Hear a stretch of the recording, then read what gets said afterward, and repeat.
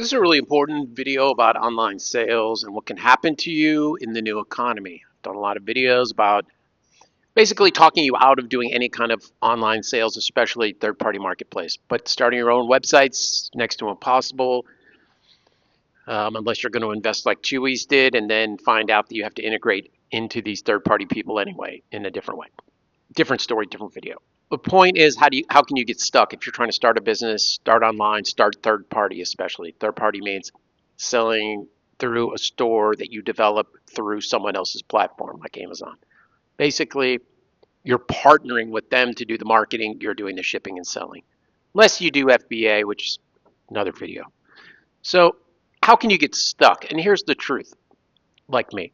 You can get stuck with millions of dollars in inventory when you get shut down. People are always getting shut down on eBay, on Walmart, on Amazon, on any of these platforms. Etsy, I don't even count. They're so bad. And you always get shut down on Etsy because they don't even know what their own policies are. I don't know much about Etsy anymore, so don't don't take that for gospel. I just know I couldn't deal with them at all. Personal experience, impossible. So you're talking about Amazon, Walmart, eBay, maybe some smaller ones, some other sites that maybe where you're more autonomous with your own website, but they do the marketing. I don't use those. So let's just say Amazon. The way you get stuck is your store gets closed. It happens all the time. Everyone experiences it. Usually it's for no reason. If you actually violated intellectual property, then you deserve to get shut down. There's no mystery here.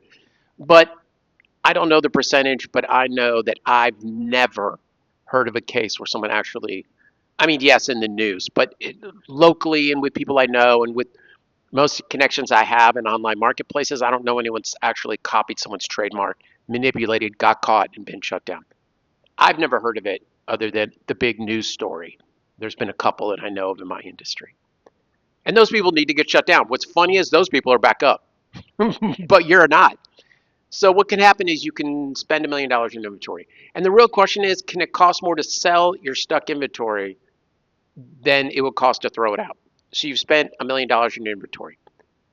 Can you throw it out and end up with more money in 10 years than if you spend the 10 years to sell that 1 million in inventory? Here's the truth. The truth is 99% of the time you're going to lose the money. And this is why. You've been banned from your main store that you spent all the time developing, put in all the product codes, you troubleshot the database, you built up your customers. Then they shut you down for fake intellectual property violations, which is price fixing. Go watch the videos. That's all people do now, is manipulate online environments in order to leverage something in order to be able to sell and make more profit by getting rid of your competition, which is the whole point of anti-competition legislation, which it functions very differently now than it did in the past. So once your store is shut down, your option is to start a new store. And every single time you start a new store, you're at a disadvantage.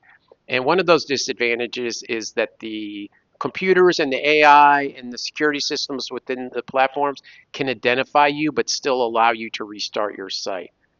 And in a lot of cases, they won't let you restart your site. But if they do, they control you more than they did in the past. And in general, they control more people that are new, which means if you have a 20-year-old store, you may be at an advantage, but it's like rolling the dice because once your store gets canceled, you're starting over. And if you're starting over, what happens is you're letting the security system renew what's more modern, which means they have more control now over a new store. They're more paranoid. They have more restrictions. You can't ever really get over those restrictions, and a lot of them are self-fulfilling, which means now you're restricted from doing something normal. Once you do it, you're in trouble again in a way that you wouldn't have gotten in trouble on an old store. I don't know if this is making sense. The point is it's hard to start a new store. Then you have the problem of the price of the inventory, then and the cost of holding for all that time related to the new cost of selling. Let's say it's 15% participation fee. That's my general rule. I have it in all my videos. If you're selling something on Amazon, it's 15%. It's not always exactly 15. Let's just say you have that. That's still the same. The problem is shipping.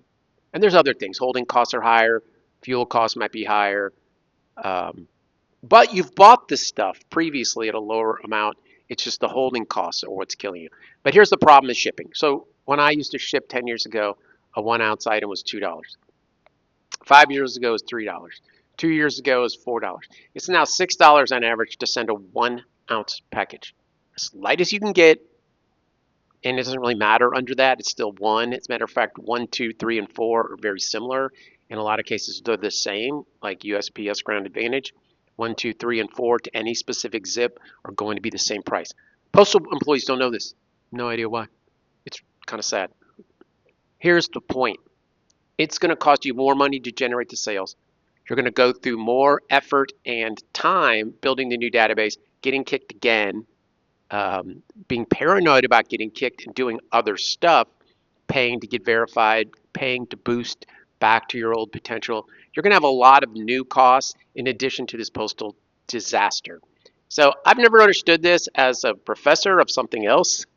I have ruminated on these big ideas like why things always get more expensive and they never get less, but I'm not an economist, so I don't know what to tell you. But I know that it seems more manipulative the worse it gets. And all you need to know as a seller is it's not going to get better. So if it's at $6 on average for a 1 ounce Ground Advantage, Ground Advantage is USPS's version of UPS Ground. And what's interesting about Ground Advantage is that in some sense, that's the same system that delivers your UPS, which means UPS uses USPS now. So in some definition out there, it is true that UPS and USPS are the same. So if you ship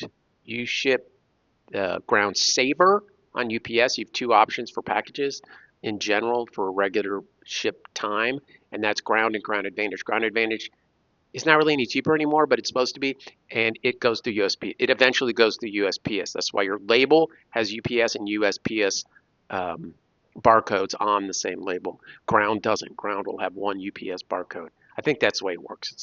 It changes every day. Just like the price. So USPS had another price hike last week, and that got us to that average of $6. Your averages could be different. I get it. Nothing I'm saying, especially the way it changes, is set in stone. Do your homework. Consult an attorney if you want. That's always my advice to everyone about all this stuff, especially when you're setting up a business. But what I'm telling you is that you need to be aware of the fact that the cost of getting rid of stuck inventory can exceed the cost of keeping it.